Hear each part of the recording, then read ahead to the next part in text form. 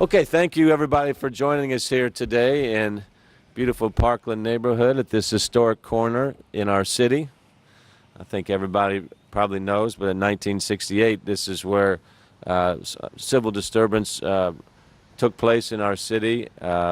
Righteous protests after the death of Martin Luther King in Memphis.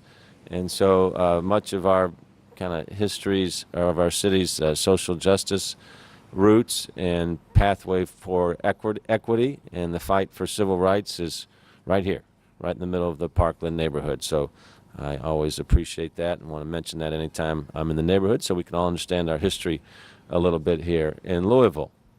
Also wanted to talk about the Russell Neighborhood Association a little bit. Where's Jackie Floyd? Yeah, Jackie, I just wanted to mention that so that you would not eviscerate me later on for not mentioning the great Russell neighborhood and all the wonderful work that Jackie and her team. Let's hear it for the Russell Neighborhood Association. They're already planning on a big coraling project for Christmas, I understand. So please let us know how we can help, okay? All right, thank you. Well, we've got a lot going on in our city. We've all been talking about that throughout the past year or so. Lots of new jobs created, 71,000 new jobs, almost 2,500 new businesses, and there's $11 billion worth of new capital construction going on in the city, either announced or underway. And of that $11 billion, about $700 million or so of that investment is happening here in West Louisville. We had a fantastic groundbreaking yesterday with the YMCA at 18th and Broadway, and then on the west side of 18th and Broadway, Passport Health Plans headquarters is going to be going up, and that's also going to be the main route for our new bus rapid transit plan here in our city. So when you think about what 18th and Broadway is today and close your eyes and think 2 to 3 years out from now with all that development and transportation corridor going on, that's going to be one of the key hubs in our city. So we're very, very excited about that. Likewise, Russell is going through a tremendous transformation with the Choice Neighborhood Grant that we competed for and won that will lever up into a $200 to $300 million project, transforming Russell into a mixed income, mixed use neighborhood. So a lot of really exciting stuff going on. Then Waterfront Park Phase 4 is a construction area right now with MSDs, but we hope to have Phase 4 completed in about 4 to 5 years. And then a new $30 million indoor track and field facility located at the Heritage West site at 30th and Ali. So a lot of really good momentum and down payments on the work that needs to be done, but it's good to see signs of progress after working on all this stuff for many, many years, many of us here. So while we celebrate those successes, we also got to lean into the areas that we have to improve. One of those challenges is the impact of vacant and abandoned properties on our community. This problem has become particularly acute as we entered the Great Recession and came out of that. And you see that in most every city in our country right now, especially in the eastern United States. These properties are a tremendous nuisance for us in many ways. One is if they're not kept up, they look horrible. We fight ourselves to keep them up. Robert Kirchdorfer is here, and his team have really wrangled this thing to the ground the best they could over the years and do a good job. But there's a lot of properties. I'm going to talk about that here in a second. Secondly, they lower everybody's values in that neighborhood in terms of the property values in the neighborhood.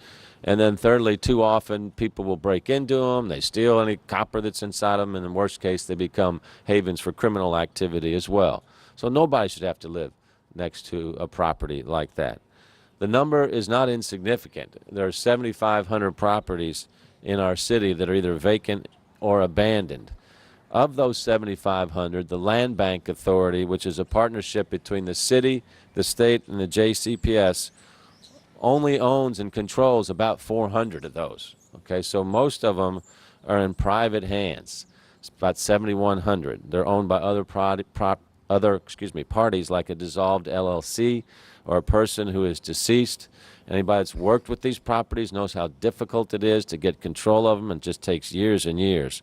It's a complicated and lengthy process that we have very little control over, although we have worked with our legislature in Frankfurt over the last 4 or 5 years to get 5 state laws changed that have helped somewhat. But for the properties that we do control, we want responsible buyers to buy them and put them back into productive use for the community. And since 2011, we have really focused on this a great deal and have made progress. The Vacant Public Property Administration of the city has affected about 1,300 properties in total. 633 structures have been demolished. We've completed 366 foreclosures and acquired 292 properties. Now, through our side yard program, by monthly request for proposals and other sales, we have sold 163 properties. And we also encourage people to donate properties to us so they can be sold to owners who can then clean them up. So exciting projects have resulted from people who work together to find use for these vacant properties. A couple of examples: Produce Park, which is right across the street from Heritage West. It's an orchard run by Louisville Grows in Russell. It's kind of turned what was just a blank property into an exciting orchard for the community. Or a community center that's going to be built by the Alpha Kappa Alpha sororities in California neighborhood. So a lot is possible when you have the right idea and the right plan and when you bring folks together. So with that in mind, I'd like to announce 3 new programs to help residents purchase some of our vacant properties. The first program is called Last Look. So the Land Bank Authority currently owns about 55 structures that are candidates for demolition. We don't like demolishing houses, especially historic ones, and a lot of these homes are old and qualify for historic treatment. But when you see some of these, they're hazardous, it's a safety problem. Safety is our first priority, but we would like to keep these properties if at all possible. So Last Look is a 60-day program to allow one last opportunity for residents to save a structure and give it new life. During the first 30 days, buyers who commit to making exterior improvements in 6 months and interior improvements in 18 months may purchase the property. During the second 30 days, if no one has committed to rehabbing the structure, buyers who commit to demolishing the structure may purchase the property. Okay, so that's the first program that we have. Second program is called Cut It, Keep It. Cut It, Keep It allows a neighbor living on the same block as one of our lots to purchase it for $500 if they maintain it and pay property taxes for 3 years before selling it. So the city owns 320 vacant lots, and through Cut It, Keep It, neighbors can play a role in brightening up their block. So it could be a house of worship or a nonprofit can purchase a lot to build a playground for kids, or active neighborhood associations can work as a team to purchase lots, keep them clean, and use them for neighborhood activities. And then for somebody in the private sector that wants to do it, obviously this is a good investment opportunity. Keep it clean for 3 years. What we're seeing, I hope, in West Louisville with this $700 million coming into play, property values, I hope, are going to start going up, so it could be a good play. Look into that. Lastly, we're introducing a new flex rate policy for new construction or community use projects on vacant lots. If buyers have development plans and an itemized budget but don't yet have the funds they need to complete the project, our team will sell the property at its appraised value. In the past, we required proof of funds first. Overall, we're working to get these vacant properties back in use to increase housing opportunities and to eliminate havens for crime. So there's a lot going on over the last 6 years to get us to this point, but there's just a lot more to do. So I'm hopeful that these 3 programs will take us to the next step. One of the things, obviously, we want is for every neighborhood to be safe. So now I'm going to ask Assistant Chief of Police Sheriff Parks to say a few words about what reducing the number of these vacant properties means for our officers and their work to keep our neighborhoods safe. Sheriff?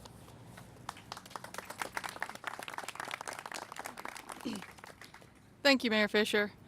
We at the Louisville Metro Police Department are excited about these new programs that aim to reduce the number of vacant properties in the city. Everyone knows that neighborhoods are safer when there's an active, engaged community, and vacant properties often serve as a barrier to that.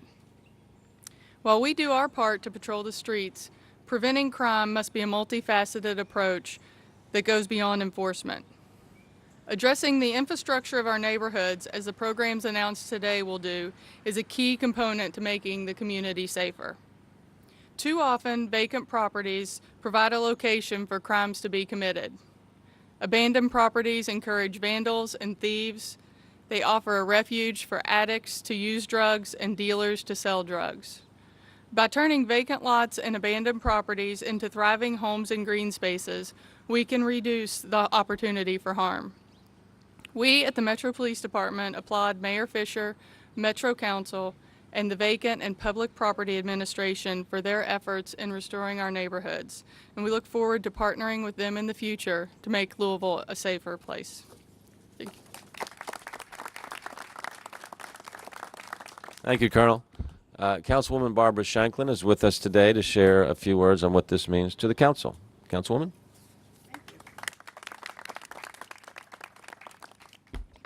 Thank you, Mayor. I'm speaking in behalf of the Metro Council.